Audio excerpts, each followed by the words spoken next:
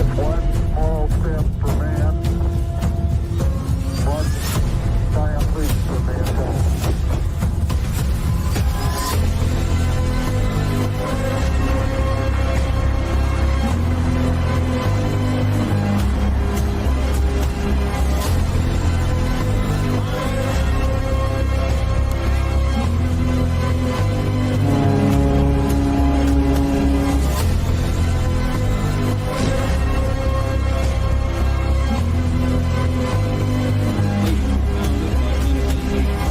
I have a dream that all men are created equal.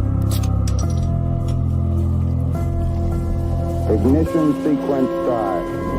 6, 5, 4, 3, 2, 1.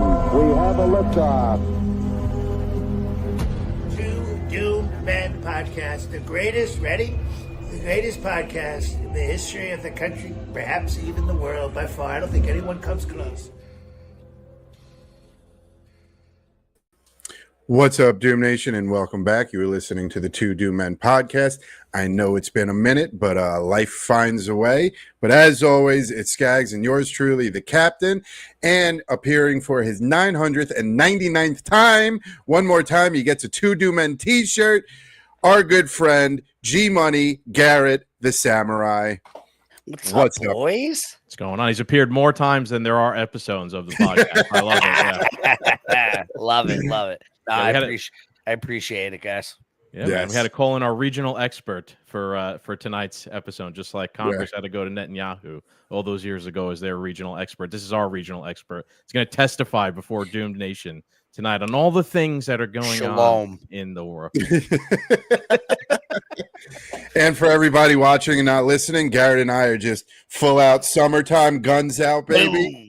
Yeah, like I said before, I wish I would have known before we should have sent the memo out. Doom I Nation. was like, should I run back real quick? But I didn't have enough time. Let's, Scagz, show your shirt because the whole, I think you should just rip the sleeves off of it.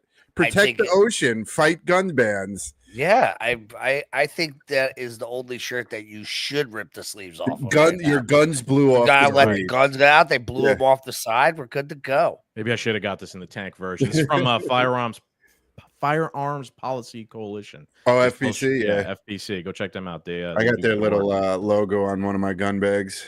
Yeah. So yeah, like, share, and subscribe. We got some interesting stuff coming up. Actually, this Sunday we're going to have our libertarian death metal friend Andy Coons back on the podcast. Not sure if it's going to be in the daytime or the nighttime. We'll see how our schedule shakes out. Yeah. Trying to get back in the swing of things and do one weekly news podcast per week. Captain and I were talking with the boys. We are going to try and do a Money in the Bank companion live stream on June 7th when WWE does their Money in the Bank. Garrett, I know you are an actual wrestler, not the fake shit. Do you watch like WWE wrestling or no? So my youngest son is like the biggest WWE fan ever. We actually just went to an independent show down in Sayreville for his birthday. And we took his little buddy Rocco and their family, who's huge into WWE too. So we even went to the indie thing. My kids got a garbage can lid that they got out of the rig. They got so much stuff. But awesome. Man, we were trying to go to what is it, SummerSlam, because it's local for us. Yeah. But I got two tickets for my girl for Christmas, and you wouldn't believe how expensive. Oh, I believe, because I was trying to take a family of 5, and I was like, no, you couldn't. And that's the problem too. Is like we could go watch fake wrestling, or my son's literally got to travel around the country and wrestle. So we'll be in like Virginia. We're going to Lake City, the Russian Nationals, Summer Nationals, dual team Nationals, all that other shit. So you gotta pick and choose, and I'd rather watch my boys wrestle than two grown men air hump each other. You know. Fair enough. Yeah, you leave the. But I still love it. Yeah. Don't get me wrong. I still love it. My kid loves it. He's all about it. It's great. Leave the watching grown men air humping to the Captain and I. We'll be doing that part for you. Perfect. All right, so we're gonna get into the news. Captain and I were talking actually before the show. It was pretty funny because we were like, we were kind of talking a lot of shit about Trump on our last episode where we were recapping the 100 days, and then he goes and totally redeems himself within a 2-week period. Although I'm being just joking around or whatever. But so you think he came out like a heel, and now he's gonna come out and be like, "Oh, Barilla Maybe that would be his America. music. Yeah. You know, we That should be his did say walkout now. it should. We did say we hope we eat our words, and we kind of are. I don't know Listen, about that yet. We'll see. yeah, we We're don't gonna know break about all that yet. down. But listen, you know, we voted for Trump. We support him. We're only angry because he's not radical enough. Sure. Yeah. And then there's this, what we're going to talk about tonight, the Israel stuff, which I've always kind of viewed as like a kryptonite Yeah, for Trump. Like you can't. that was a sell big yourself- black pill for me. It's just like the kryptonite. You can't sell yourself to everybody as the America First president, candidate, person, vibe, energy. And then your foreign policy is all about a country, a foreign country, and putting our own country at risk, committing our financial, military resources, moral standing in the world, etc., at risk on behalf of a foreign country. So that's all kryptonite. So, I mean, the reports are out going back to this past weekend that there is now a rift that has broken between Trump and Thank God. Benjamin Well, he just did his Netanyahu. speech in Saudi Arabia. He did, which I'll play a little bit later. Look, anytime. So my personal reaction, I'll give you guys this just to start. When I started seeing these stories come across my timeline on Twitter, I just instantly dismissed them. I was like, this is fake. Like for like the first half of Saturday, I was like, just fake. It just kept going, and then like it kept coming up. I'm like, oh shit, maybe this is actually something's going on. And then I saw like the Jerusalem Post actually started covering it, and they came out with this article, which really grabbed my attention. It says Gulf diplomatic sources debate if Trump will announce U.S. recognition of a Palestinian state. Saudi Arabia is hosting Trump. I won't get into too much details of it, but long story short, they talk about that some administration official, something like that, is leaking or rumoring that Trump is going to recognize Palestine as. Now, if as we've covered all the time on the show, if you know anything about that, that is not something Benjamin Netanyahu, the Likud, the Zionists are interested in. They're looking to take over that whole land. So not something I envisioned Trump ever getting involved in whatsoever. I'm not sure if I even believe if this is true or not, but wow, that is really out of left field. That's not something you're even hearing ever spoken about like logically anymore or in the discussion, like the two-state solution. That's just gone the past 10 years or whatever, especially the past year. So for fact for that just to get floated out there. Now Trump hasn't said anything himself about it, but interesting. What do you guys think? Is this the Q stuff finally saving Israel for last? Are we at the period of last yet? Or no? What do you guys think about this? I got way more, but I don't want to talk here. So go ahead. Cap, you want to go? Or you want me to? You go ahead. Go ahead. Okay, so is it? I don't know. It's interesting, I would say the least. I will entertain watching this a little bit longer. But it, like you said, this was completely out of left field. Got everybody wound up. Oh, he's not doing America first. He's doing Israel first shit. Blah, blah, blah, blah. He's going. And then all of a sudden it was like quick 180, like literally overnight. They always say it's going to happen overnight, right? Yeah. So, just putting it out there. I don't know, man. It's muddy waters because, I mean, we can go crazy and be like, yeah, 9/11. If you guys Google dancing Jews, you can check that out. But at the same time, dancing Israelis. Dancing Israelis. And that's all, folks. Good night. Goodbye. Yeah. No, but YouTube just I mean, better at this point, but go ahead. But hear me out. So, but then he's over there doing, a speech at Saudi Arabia, and that's where all the hijackers were from too. So it's like, if you're looking at it, I guess logistically, like you're dealing with the same devil at one end or the other. Right. So I don't know if it's a good thing just because he's recognizing the Middle East a little bit more. And is he going to look into, saying something about Palestine? He's kind of distancing himself from Israel. At the same time, is it like two sides of the same coin? You know what I'm saying? Yeah. Because at the end, is it exposing both of them? Is it going to expose both of them at some point they actually work together? You know what I'm saying? Because they had to work together on some level to orchestrate such a giant event. You mean the Saudis and the Israelis? Yeah. Well, that's a criticism from, I'd say, more hardline leftist or more hardliner like Islamists. That is a criticism, I'd say, of the Saudis. that they are just like a whipping dog of the West and the Israelis as well. But anyway, not to step on you there, but go ahead. No, and I mean, well, it's a discussion, so we can go back and forth. Yeah, I mean, I'm not personally like. I'm not swayed either way now. I need this to play out a lot more. Yeah,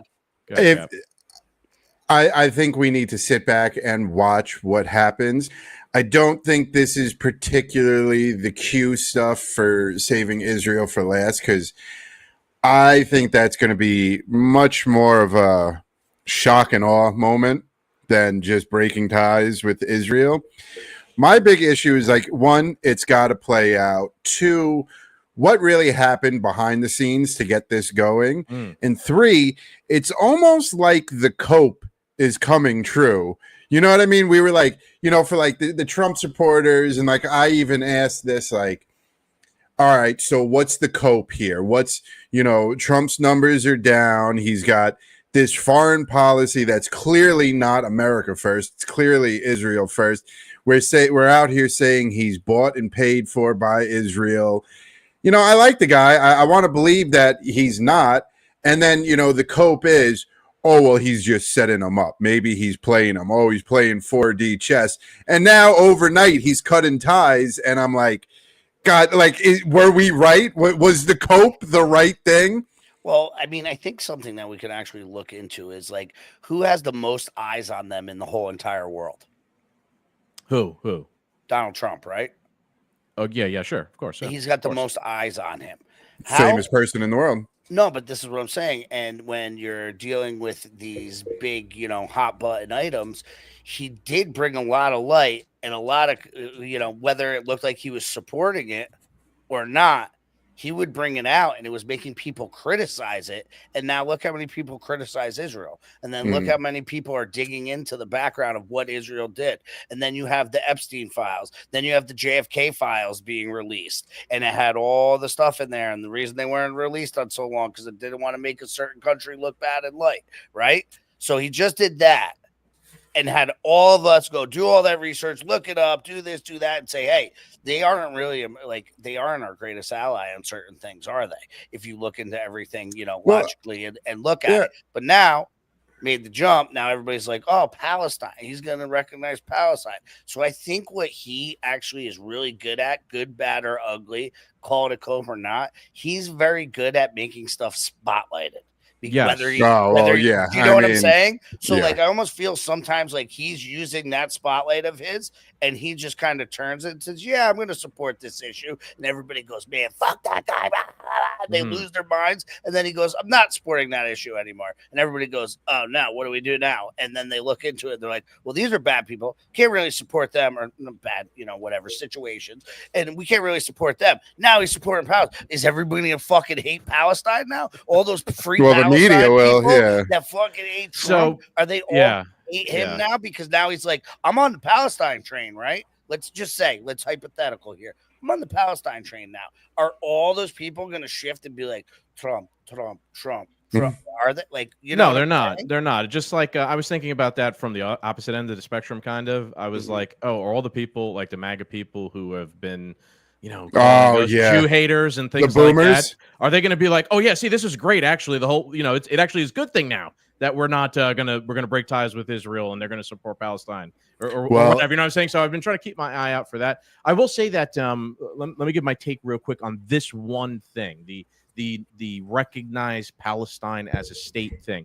My guess is that's not going to happen. That's not what he's actually trying to do here. My read on it is that they floated this out into the ether because they are trying to work out a negotiated deal with Iran. And it seems, I know, Cap, we've even said, like, it seems like we are going to get the war with Iran, but I don't know. It seems like Trump actually doesn't really want to do that. There are a lot of forces that are, I'm talking like Trump. Trump doesn't want to really do a war with Iran. But a lot of forces within the administration, the neocons, which we'll get to later, etc. They want that. And they're constantly lobbying, pushing for that on top of the Israelis. So anyway, I feel like Trump does want to do a negotiated settlement with Iran, where in a sense they are no nukes, right, from Iran. They're not allowed to have a nuclear weapon, and however that shakes out, there'll have to be some sort of negotiated settlement. Now the Israelis have been a impediment in that negotiation. They've not wanted to kind of do it the way Trump wants to do it so far. So my take is that Trump probably had someone float this out into the ether in a sense to put pressure on Netanyahu and his administration. But like, look, if you don't want to fucking play the ball with us here on what I'm trying to take, like follow my lead on the negotiations with Iran, then I'm going to entertain doing the thing that you don't want to happen within your backyard, right? So I feel like it could be like a pressure play in a sense against Netanyahu's administration, which is if that is the case, that is fucking great. That is the most pressure I have ever seen put on that administration in Israel ever, to be honest with you, from our own politicians. Since the 70s when it was created. It's not perfect, but it's something. We're heading in a better direction. It's still wild to me that they're fighting over Iran having nuclear weapons, and then they murdered our president so they can have their own nuclear weapons. Right. Exactly. Well, I will. Yeah. That makes sense. They want to be the powerhouse in that region of the world. And look, I will agree. I don't want Iran to have nuclear. I don't want nuclear proliferation. I don't want more countries to have nuclear weapons. I want less countries to have nuclear weapons. If we could all get rid of them, or like Scott Horton says, if we could get down to like each country only has like a handful, where we can't like erase the planet with the amount that we have, that's way better. That's like the what we should be focusing towards. So if we're gonna make a deal and it's, the mullahs get to stay in charge in Iran, but they can't have nukes and they could do business with the rest of the world or something like that, that's a fair trade. I say that's how it should go down. So I want to pivot to the next article here, which maybe gives a little bit more. Well, how are the India Pakistanis are going at it, bro? They have a ceasefire now. Oh, do they? They have a ceasefire. Yeah. There are so many great memes on them, though. Are you fucking? One, all the spam calls stopped, which was amazing. Yeah. And two, they're all busy. Yeah. That was a great meme. Great meme. And two, I was going to say we got the ceasefire, but Scagz, you beat me to it. Yeah. Which was what was funny about it is if you don't think you're an NPC, if you really want to see like, maybe I am a follower, maybe I am an NPC. If the war between India and Pakistan didn't bother you because the shiny TV box didn't tell you to, you might be a fucking NPC. Right. Actually, I loved how a war popped off and CNN didn't sell any outrage, and no one cared. Yep. No one cared. No one picked a side. Nothing happened. Where are all the liberal white women at? That was the NPC response, by the way, Cap. No response. Because they weren't told to have a response. And why is that?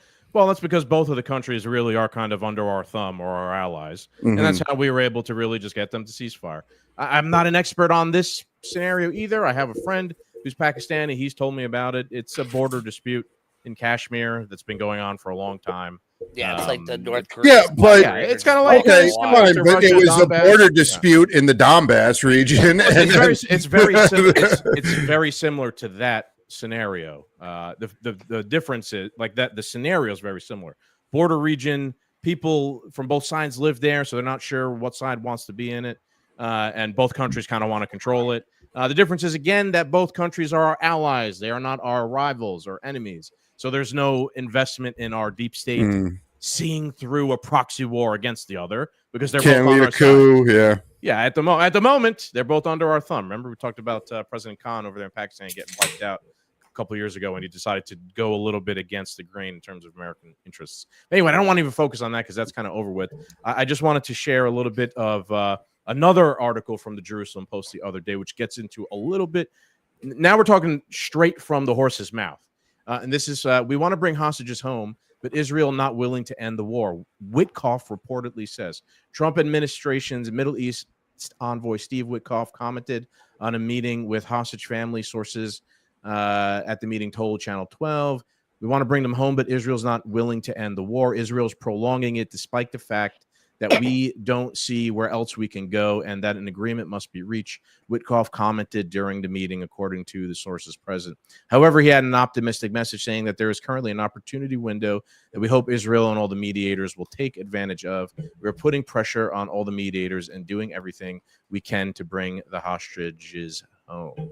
After this, it was announced that one of the American Israeli hostages that was released by Trump. By simply like Trump just asking, right? Trump and the team negotiating, I think, directly with Hamas, like completely omitting Israel from the discussion or the negotiation whatsoever. So I think that in of itself is obviously newsworthy. Like, you can negotiate with these crazy people and get them to give you something. Like Garrett, we were talking about this. Like, obviously, we don't agree with them killing people and taking hostages and things like that. But they took the hostages for a reason, which means that if you actually intend to get the hostages out of there, you have to negotiate, not just carpet bomb the place. Yeah, I mean, that goes to that line of like, we don't negotiate with terrorists, right? So, like, there's always that stance by the U.S. But real quick, did you read the comment?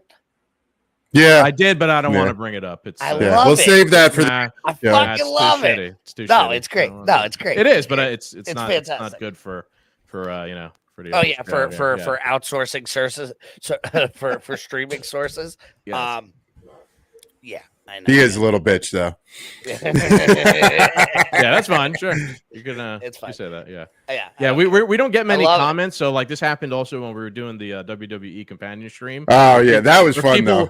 That was fun, where people are just like talking shit in the comments and everybody's fucking going crazy over here. And I'm like, hold on. We have to like somewhat curate what we're showing people and we're about to say. You can't just like react to every attempt. Off on it. No, you can't. I'll be honest with you. You can't like just react to every retard on the internet who's gonna try and like bait you into getting your show. But it's also hard for us being like New York, New Jersey, dude. Oh yeah, no, yeah, fuck, bro. Sure. Yeah, fuck. Sure. You want to say that? Come say that, big dog. All right, what are you guys thinking? What we're gonna say before this? It seems like at the heart of this also is the issue of getting the hostages home that Trump is trying to focus on doing. Right.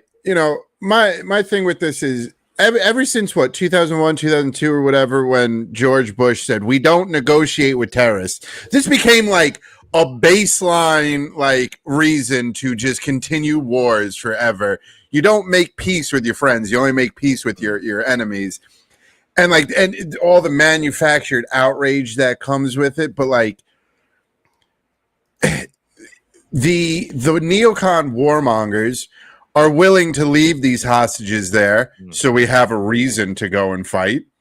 Israel and Netanyahu's administration is willing to leave these hostages there so they have a reason to just turn Gaza into a parking lot. There's only one real person that's actually trying to negotiate for hostages. So I think Trump is doing the right thing from just circumventing Israel and not even having them involved and just seeing baseline, like asking like, how many hostages can I get out? What do you need? What do you look like?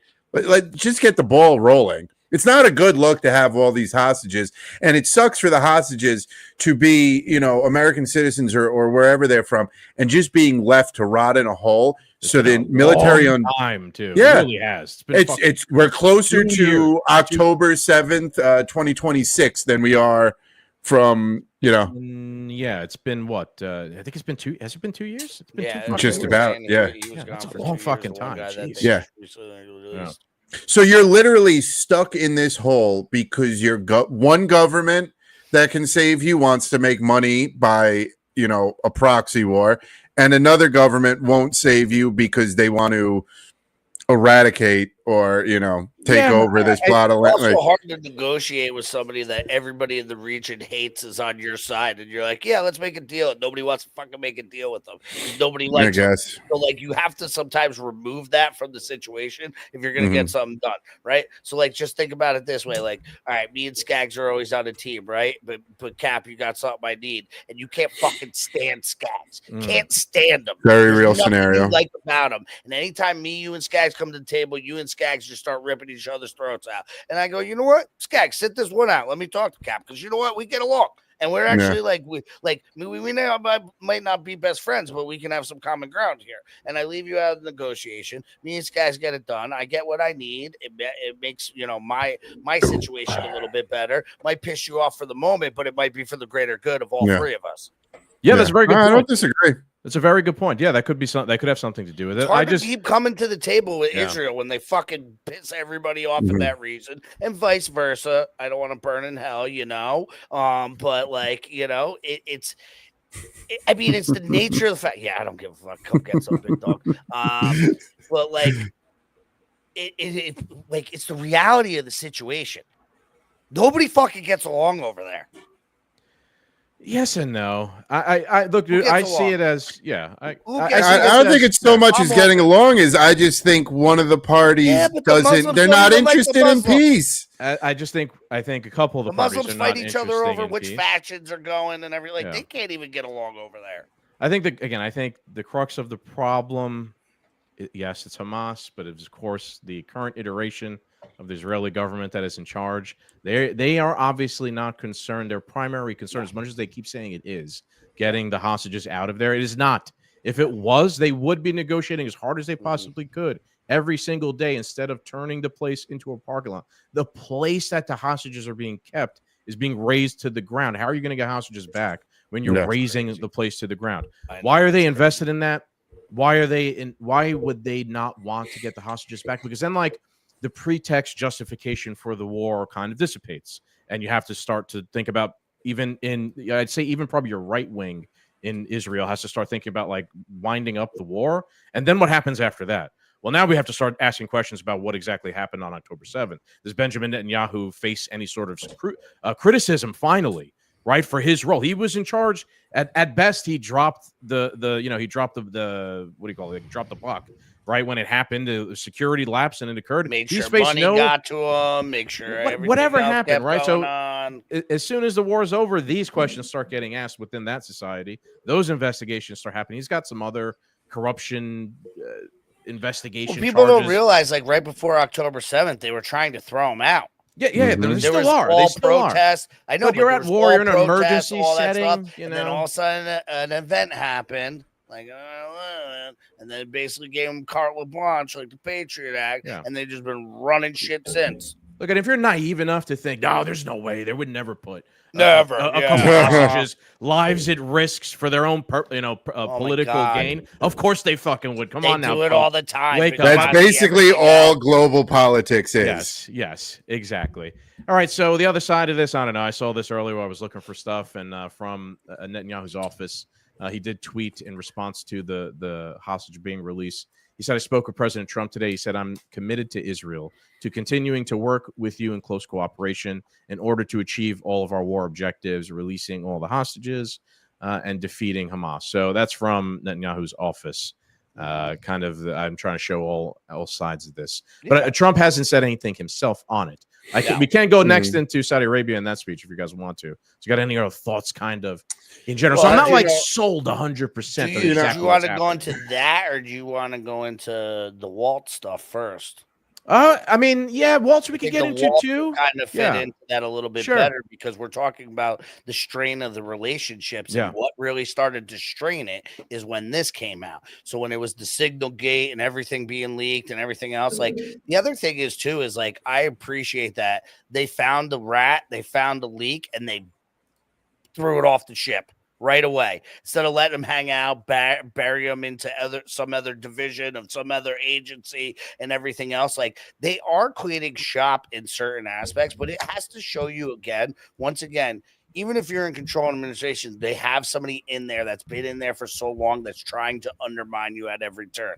And they might look like a Republican, or they might look like an America First, or they might look like a conservative, but they're always trying to infiltrate. Yeah, right? Of course, yeah. Just like Mossad, MI6, CIA, they all do the same. We do it. We all do it to everybody. So you would be naive to not think that that's that. But I think this would be a good point because this is one of the things that strain the relationship. If he's supposed to be working with BB, right, and they're supposed to be copacetic and be working on everything and on the timeline, and you're spying on him, and then you get caught spying on him. And a lot of people forget the first person that called Joe Biden when he won was Netanyahu, which was a slap in the face to Trump when they know damn well everything that we've talked about that could get kicked off every goddamn thing that we're on happened.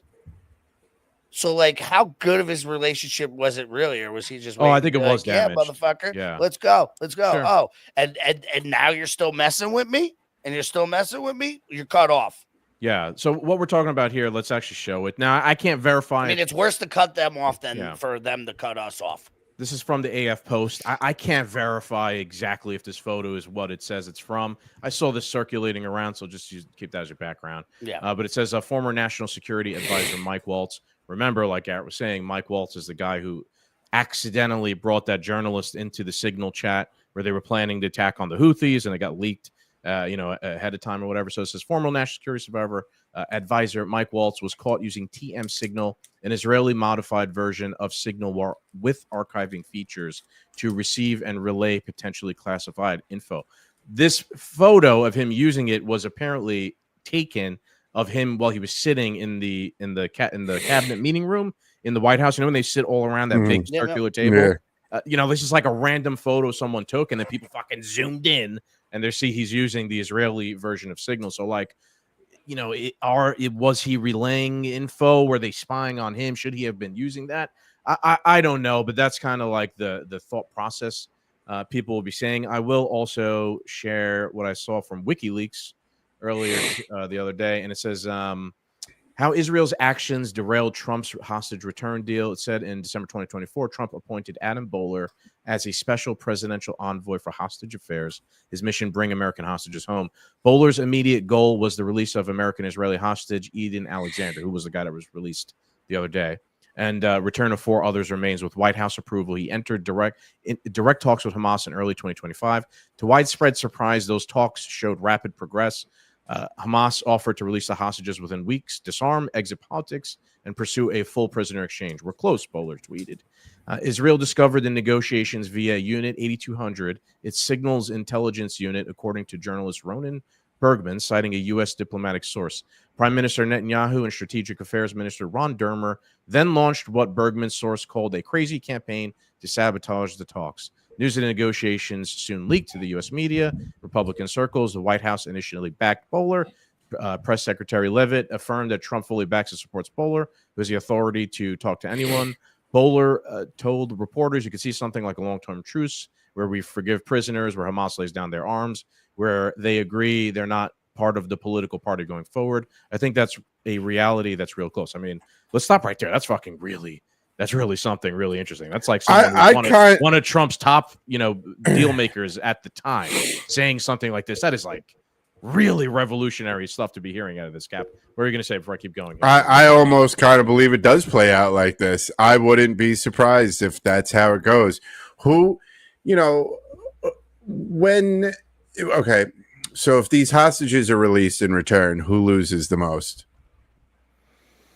Oh, I mean, what a question. A lot of people lose, right? I mean, Netanyahu loses, I think, right? I would even gather to say, like, to some extent, Hamas loses because that's their best bargaining. Yeah, well, at the end of the day, Hamas is, going to lose no matter what. They're the cavemen terrorists that are causing all the problems. Yeah, the guys who are using them as the chip are going to lose. Of course, right? But think of. There's this crazy campaign that ends up derailing these negotiation tactics. Who has the most to lose? Netanyahu has the most to lose. Once these prisoners are released, because when you release the prisoners, then what are you going to do? Go march in there, boots on the ground or something, and look like an even bigger monster now? No. Yeah, right. Like the optics of it all. As long as the hostages are there in place, he has the capability to be like, all right, well, there's a terrorist in that apartment building with 900 other people. Let's level it. At this point in the game, you think he gives a fuck? Dude, he just personally, no. But for optics on the global stage, he kind of has to, I think. Yes, I agree with the captain there. Don't forget, too. Look at the optics he's got going on now. But still, it's not as... Just saying. Yeah. I think that to be honest with you, I think they've been so reckless...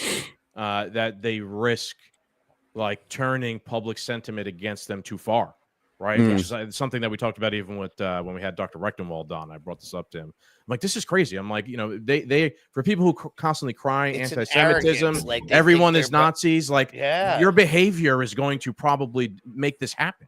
by doing these things. And it's not something I want to happen.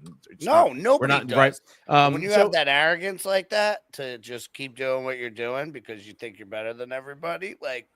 I don't think so, though, dude. I do think that they are somewhat aware of the fact that they are our welfare queen and they exist at our pleasure, in a sense, right? Or they've even said recently that it's time for them to start, like I think Netanyahu with all these stories and whatnot. I said something about it's time to start thinking about like decoupling from the U.S. I mean, I do think that Israel actually has a lot of smart people. They have resources. They would be able to survive on their own. I think they could. They don't need to be our welfare state. Right, but it's obviously advantageous for them to have. Yeah, would you want the free ride to end also? Right.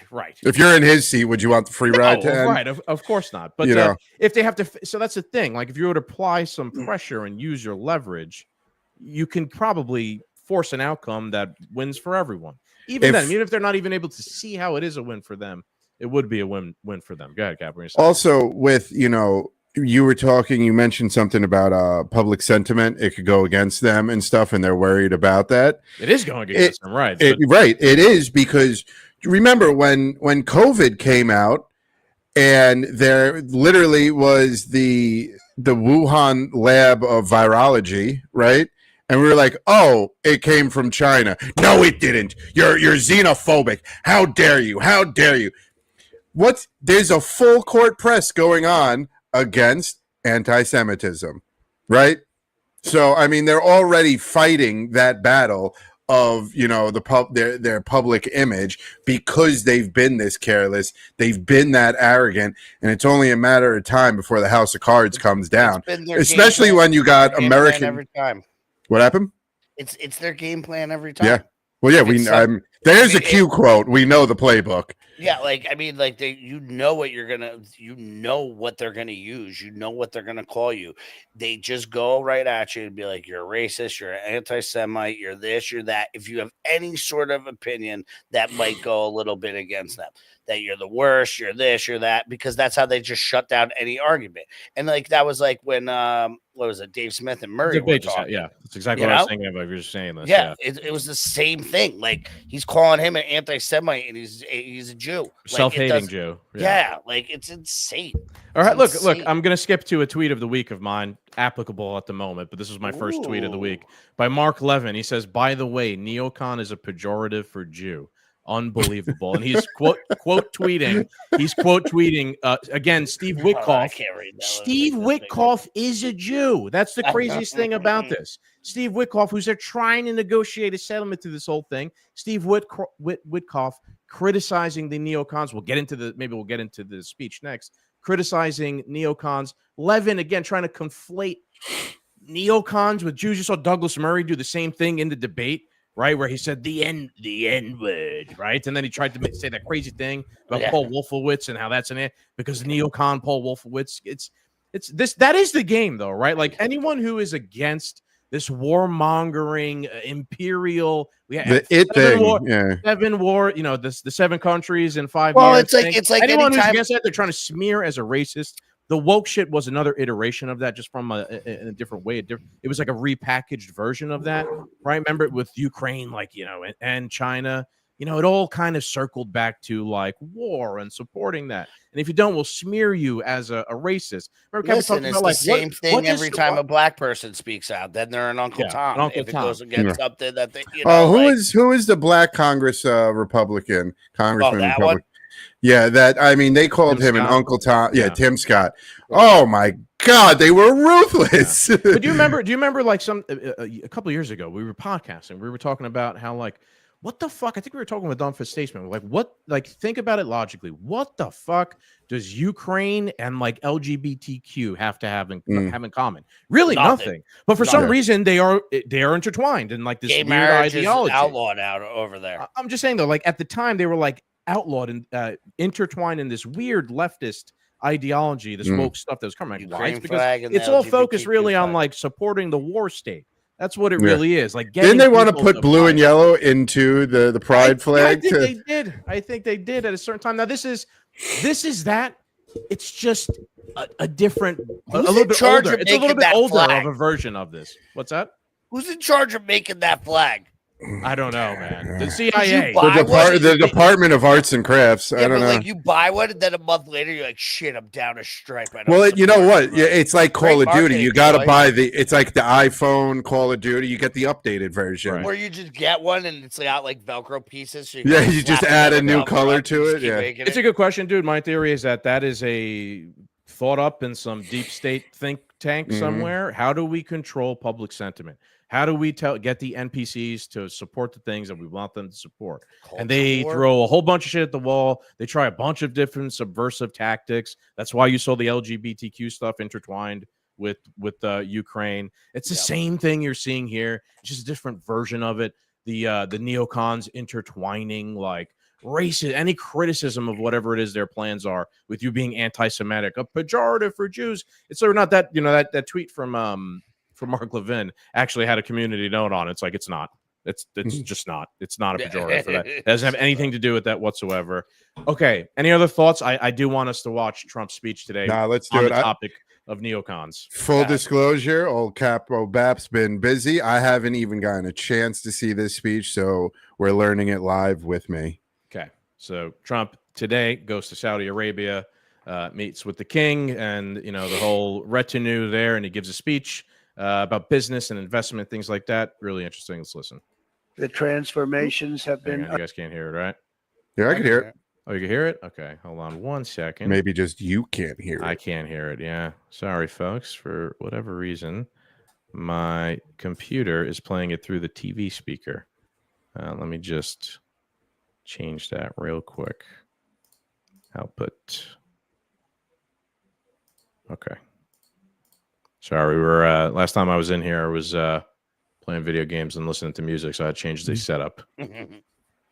Creed and some garage beers.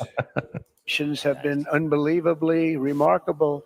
Before our eyes, a new generation of leaders is transcending the ancient conflicts of tired divisions of the past and forging a future where the Middle East is defined by commerce, not chaos, where it exports technology, not terrorism, and where people of different nations, religions, and creeds are building cities together, not bombing each other out of existence. We don't want that.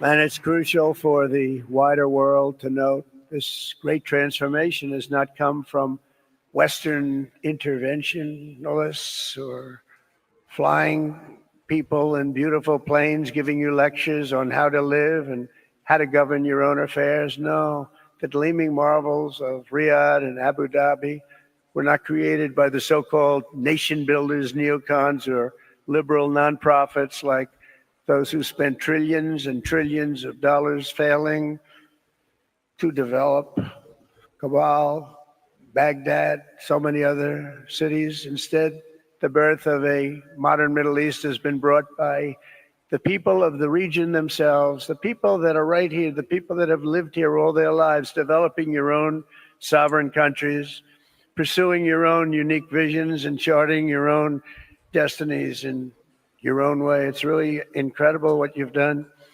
In the end, the so-called nation builders wrecked far more nations than they built, and the interventionists were intervening in complex societies that they did not even understand themselves. They told you how to do it, but they had no idea how to do it themselves. Peace, prosperity, and progress ultimately came not from a radical rejection of your heritage, but rather from embracing your national traditions and embracing that same heritage that you love so dearly. Wow. I want to know who wrote that for Trump, because he did not write that. He was even having a hard time pronouncing some of the words. Interventionist, he couldn't get interventionists out correctly, which leads me to believe he didn't write that. But like someone, I felt like Ron Paul, speechwriter, probably could have wrote that or something from back in the day. What'd you boys think about that? Garrett, go ahead, man. You're the guest.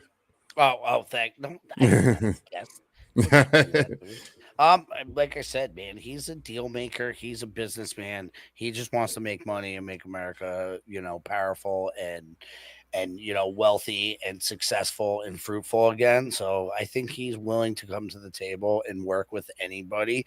And at the same time, like, it is so fucking stupid that we're constantly fighting with each other when we only have so much time on the planet. Why can't we just figure out how to become an ultra civilization and not have to just sit there and fist fight with each other? That people, like, their everyday lives, like somebody in the middle of like Palestine does not wake up and go, and go through the same thing as somebody that's like in the Australian outback or us over here. Like, we all are living in our own little matrix somewhere. So like, why are they constantly trying to control it? Why are we trying? Sounds like you're for open borders.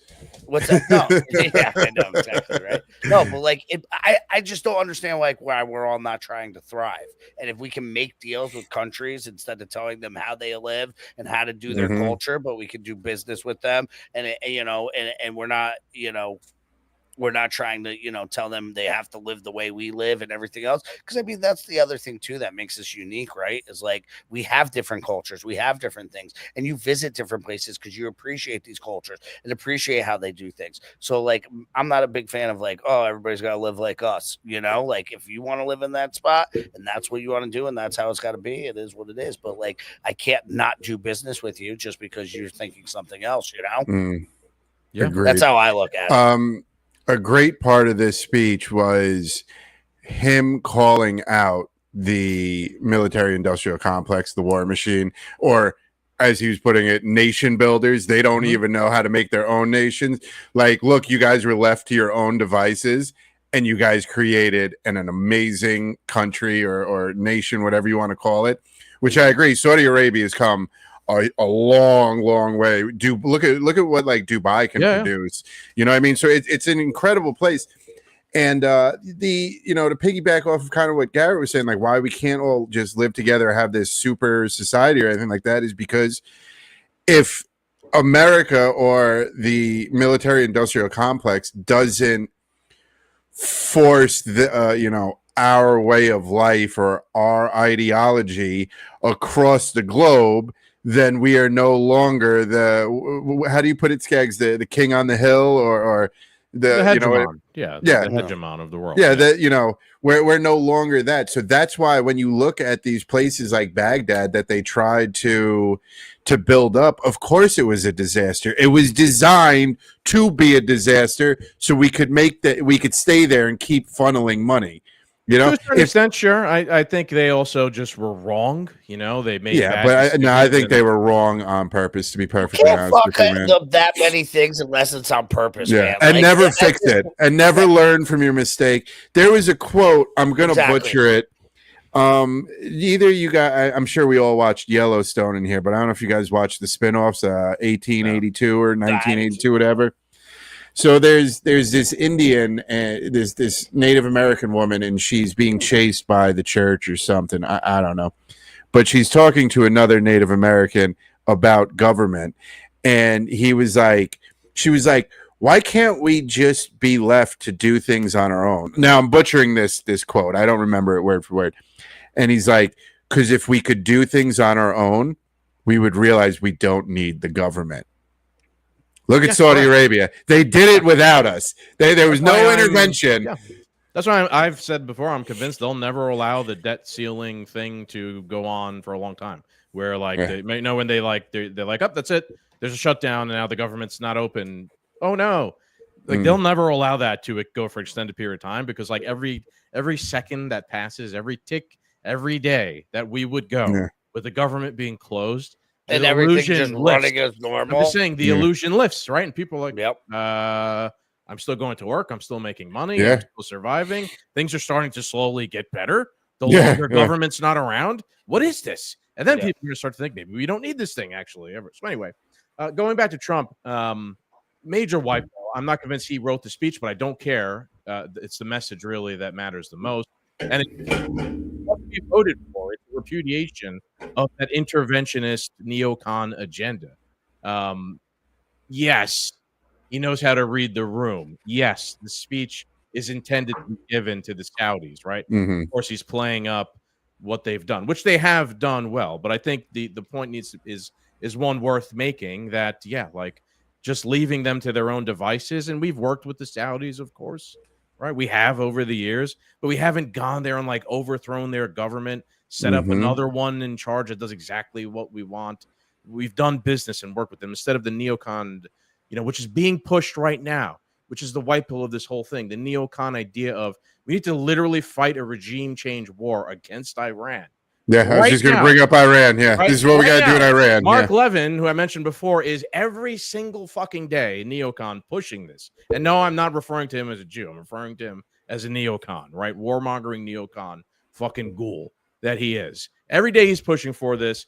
So it's no coincidence that Trump is calling out, in my opinion, at least, or at least his speechwriters, the good ones, are making this point that, hey, like that is a failed strategy. Those people are crazy. It doesn't work. We don't have to do that. Look, when we don't do that, look what happens. You get Riyadh. You get Abu Dhabi. You get what's happening in Qatar. Right? Like, dude, they're going to have fucking WWE in Riyadh. They've had it already. I know they have, but I'm just saying, like, look what happens when you don't go there. And the Saudis own part of TKO. They're all entrenched in combat sports now. Yeah, so I don't think it's by accident. Of course, the backdrop of this whole disagreement with Benjamin Netanyahu obviously has been in league with the neocons for going back fucking forever. Him pointing it out, I think it's interrelated there as well. Kind of taking a shot at him, putting some pressure on him as well. I think it is a major white pill. All right. All that given said, there's one little aspect of this whole story that's been going on the past couple days, and it's the plane. Have you guys heard about the plane? Oh yeah, they want to give them the new. This is such a conundrum because there's no way I would accept this plane. I don't want my president flying around in a foreign built plane. As much as I despise the company Cadillac for my own personal reasons, he drives around in the Beast, and that's a Cadillac. But then on the other hand, are we supposed to trust Boeing? Fuck no. Right. No, never. Right? Yeah, it is pretty crazy that it is a crazy kind of concept that Qatar. I kind of like Qatar. I've listened to the Emir talk before. They're not our enemy, right? As much as the Zionists want to make them out to be our enemy. At least I don't think they're our enemy. I think what's lost in this whole story of Qatar giving us a $400 million plane that's going to serve as Air Force One for a couple of years is the fact that Boeing has somehow not been able to build Air Force One since Trump's first administration made the deal and all that stuff. Remember we played that clip of him talking about it and whatnot. It was fucking funny. That's being lost in this whole thing. They just somehow haven't been able to build a new Air Force One. So now we're in a position where we just need a new one after all this shit. Yeah. No. But on top of it, the plane won't be done until he's out of office. Yes. It's crazy, man. We can't build shit anymore. I want to go also to the official. Think that we can't build shit, or it's designed just for that to be that way? B. Seconds. The latter. No, we can build shit before. I just think you guys working on it. Then we need this, and then we need that. It's 2 years of negotiations. Then we'll get guys going, and we need them to work every single day for. We got to make sure. We got to make sure there's a 50-50 split of women and minority. Yeah, we can build shit, but I just think Boeing is a poorly run company at the moment. It is. Kara, what is your thoughts before I get to? I got a clip I want to play, but what are your thoughts kind of on the whole Qatar giving the government, Trump, the administration, the United States federal government, a $400 million plane to be Air Force One? So, from a corruption standpoint, it wouldn't look good, right? Yeah, I agree. But if every president's going to use it from here on out, then it's also an investment. So it's like playing with house money. It ain't your money; it's house money, right? Right. Yeah. Right? Saving the public that. But I also heard too, so on the back leg of that, of like, okay, yeah, they take this plane, they do this, and then once it's what they were saying, once Trump's term's over, it's going to be decommissioned and used in the Trump library or presidential records or something like that. So like with that, I have a little bit, but like if you took a $400 million plane from them, like, listen, there's politicians that's taking more money from Israel and Ukraine and everything else in our government at the moment right now. Not saying that it's right or wrong. But like if you're gonna, like I said, to me, it's playing with house money. It's not like he's hiding it either. Like these other people are hiding it. It's like, oh well, you took a get like what my senator Bob Menendez, Gold Bars McGee, sewn into his suits. He's been in trouble 3-4 different times. They keep reelecting him. They're hiding it. They're hiding where they're getting their money from. He's out there. He's like, yeah, I'm taking it. I'm going to take it for the country. And this is what we're going to do. Would you rather me offer them $1 billion to go fucking pay for it? I'm not hiding it from you. I'm letting you all know that they're giving us a $400 billion plane. It's not like it's like, one of these other guys that are like, I'm going to take a kickback on it's out there in the open. It's in the open, and it's not like it's a denial or admission. So, like, I almost think, like, is it a bribe if everybody fucking knows about it and you're right up front about it, about what you're using it for, and you're telling them, like, hey, I'm not going to buy this plane. If these momos are going to give it to us, why would I spend $400 million in taxpayer money when Qatar's just going to give it to us? Oh, do we owe Qatar something for that plane? $400 million in the grand scheme of things of our budget and deficit is like a piss drop in a bucket. We could take it out of Ukraine's fund. Like, even though it's crazy, like what unfathomable number, like $400 million still is to like for a normal person. Peons. For them, it's like 4 seconds of government spending. Exactly. So that's why, like, and my biggest thing is like he's not being secretive about it. Yeah, that's my thing. It looks like a business deal to me. All good points. Before I give my take, I thought that we would go to what the official position is on it.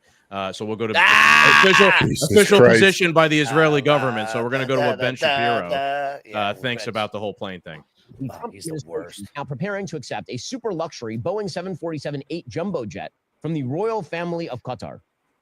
It is a $400 million gift available for use by President Trump as new Air Force One until shortly before he leaves office, at which time, according to the deal, the plane doesn't stay with the United States government. It then moves to the Trump Presidential Library Foundation, taking sacks of goodies from people who support Hamas, Muslim Brotherhood, Al Jazeera, all the rest. That's not America first. Like, please define America first in a way that says you should take sacks of cash from the Qatari royals who are behind Al Jazeera. It just isn't America first in any conceivable way. So back to the original question. Is this good for President Trump? Is it good for his agenda? Is it good for draining the swamp and getting things done? The answer is no, it isn't. It isn't. If you want President Trump to succeed, this kind of skeezy stuff needs to stop. The Trump administration is now preparing. Question. Let me interject here. What if Netanyahu was giving Trump a plane? Oh, Ben Shapiro will be the first person over there waving his Israeli flag saying, yes, this is what we should do. Captain, thank you for making that point. Yeah. Because that was going to be. Was I going to steal your point? I'm sorry if I did. I mean, in a sense, that is my point, right? Like, yes, Ben Shapiro doesn't like this. Of course he doesn't, right? Because it's an open corruption sort of deal happening, like we were just talking about. Garrett, did Ben Shapiro have any qualms about when Miriam Adelson gave President Trump $100 million in his campaign? Right? What the fuck? Is she, out of the generosity of her heart, just because Miriam Adelson likes Donald Trump so much, she decided to give him $100 million? No, she did not. Right? I covered the story at the time. I'm like, it sounds like she's trying to like lobby him in the direction of gaining support for Israel taking over the West Bank. And the $100 million is like, hey, you scratch my back, I'll scratch yours. Or at least if we go to do this thing at some point in the future, you don't do anything about it or something like that, right? In that scenario, Ben Shapiro's like, that's fine. He didn't even talk about that, of course, right? That's completely omitted from anything he ever talked about. But in this scenario, he doesn't like it. He doesn't really care. Why? I don't know, because of some. Don't worry about it. I'm just saying, why? Because Qatar, they support the Muslim Brotherhood and Hamas. No, that's not necessarily true. What are you even talking about?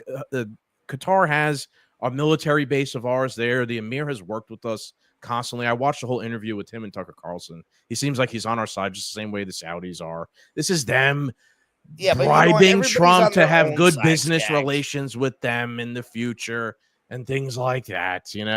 That's all it is. I agree. It's not a good look, right? Just in terms of corruption, but it is a conundrum. You're picking and choosing when you like corruption and when you don't. Yeah.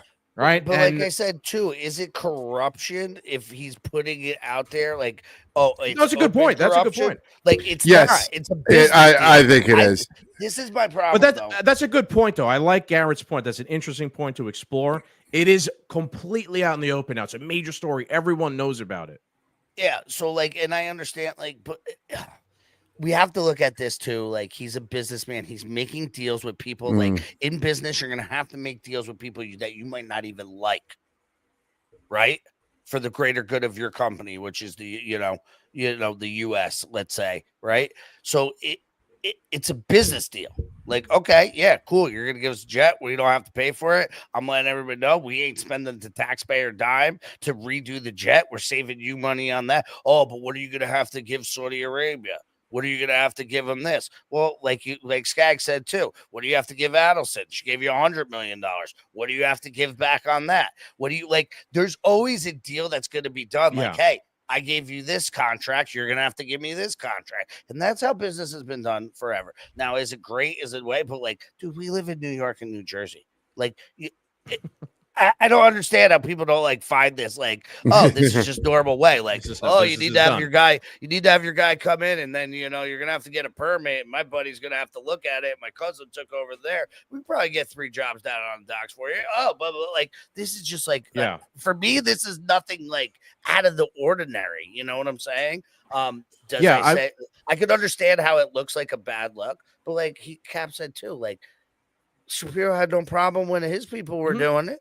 I'd also say, like, if I have to pick and choose my form of corruption, and let's say I'm now given the choice of Miriam Adelson's $100 million, trying to buy leeway of Israel invading the West Bank and taking over, drawing us into a wider war, or perhaps backing Israel in war with Iran, committing our troops on the ground to such a catastrophe, or Qatar giving us a plane and it getting better business deals for the Emir, his family, or from what I'm seeing, he is actually very invested in using whatever leverage he can to try and bring about some sort of peace in the region, because peace then means business and money and things like that. So now maybe travel. I'd go with that corruption. I prefer that one. I want the corruption that's like we're being bribed in order to favor the guy who wants to make peace and have business deals in the region, instead of the corruption that's going to like ethnically cleanse a certain section of the Palestinians' land peace, and possibly get our boots on the ground in Iran.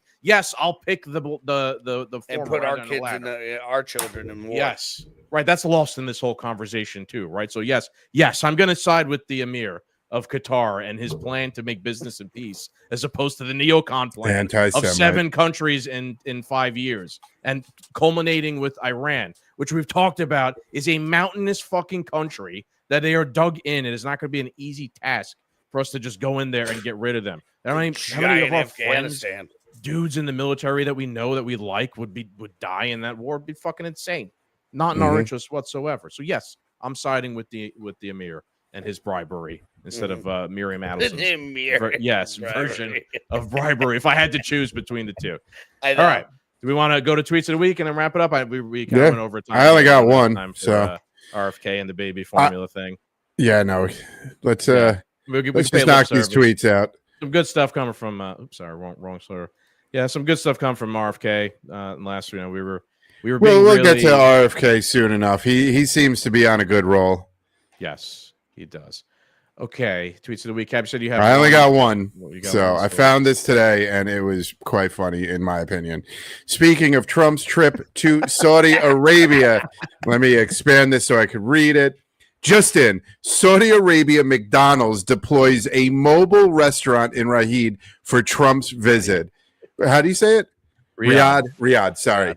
And this is amazing. Trump loves his McDonald's and his Diet Coke. You know, it is what the man likes what he likes. So Saudi Arabia was like, how can we show this man respect? And they were like, well, there's no McDonald's over here. We're going to bring the McDonald's to you. I was going to say, I wonder if there are no McDonald's in Saudi Arabia. And that's already the only one that's just on truck back just for Trump. That is, yeah. Well, I mean, when you pop up a military base, Burger King and Wendy's and KFC sends pop-up restaurants to the bases. That was a great meme I remember seeing a while back. It's like, of all the feats and the terrifying things the United States military can do, it's like the most terrifying thing they could do is have a fully functional, deployable via airdrop Burger King that can be dropped anywhere in the world within 24-hour notice. So man. Again, if I had to pick over what terms of corruption we're getting, it's I prefer that one where we have Burger King is going to profit from the Crown Prince doing shit like that instead of a war. That's great, So okay, silly us. Yes. Okay. So my next tweet. Let's see if this is working properly. Sorry. We're going back and forth here. No, it's not. Let's do that again. Okay, so my next tweet. Oh boy, a short one. Yeah, it's not. Let's see here. It's from Laura Loomer. So I'd say the issue of the Muslim Brotherhood is very severe, and while I don't agree with the optics of the $400 million jet from Qatar, President Trump's legacy is defined by so much more, and it will take much more than a $400 million jet from Qatar to diminish his legacy. It will be a stain. But he is still the best president of my lifetime, and the world is a better place and will continue to be a better place, blah, blah, blah. Okay, so I only picked this because she does say it will be a stain. President Trump's most diehard supporter person in the world considers it a stain on Donald Trump that he's taking the plane from Qatar. And I'm highlighting this because it's a glass of cold water for some people in the MAGA crowd the past couple of weeks, who are seeing that the Zionists within the MAGA crowd actually do have dual loyalty in more ways than one. And Trump is very big into loyalty, and I know all of them are. Yep. Right, but think about Laura Loomer here. Where does her loyalties lie? Now, she's saying a lot of complimentary stuff as well. But, man, Laura Loomer saying it'll be a stain on Trump. Why? Well, not because of anything else, just simply on the fact that he's taking that brings up a very good point, because how many people are pissed about this corruption and this gift that had dual citizenship? Is there more dual citizenship Israelis in our government, or is there more Qataris, dual citizenship Qataris in our government? Which one is there? Yeah, exactly. I think that this past week is going to change a lot of people's minds who would have called us Jew haters before. For no reason. I hope it does. And it's not now you're giving them a reason. No, I'm not saying, and it's not because we're Jew haters, right? It's just I think they're finally going to start to see what it is we were talking about in terms of this foreign policy being kryptonite for America first, and how a lot of people within their camp actually aren't concerned about America first. They're concerned about Israel first. They're just portraying themselves as America first, right? And I think I said in one tweet, this guy Johnny Mag, I'm like, the Johnny MAGA types are about to finally find out that the rest of us had a point this whole time. Yes. Right. About foreign policy in Israel. I agree. Not about the Jews or anything like that. No, just what I'm saying. Policy. Yep. Yeah, exactly. Okay, so one more tweet of the week, which is we come full circle here on the last tweet, going back to something you said earlier today. And this is in regard to the plane as well. And Permabula says, well, at least they gave us an airplane instead of flying two of them into the Twin Towers like Israel. Oh, wow. Oh, my goodness.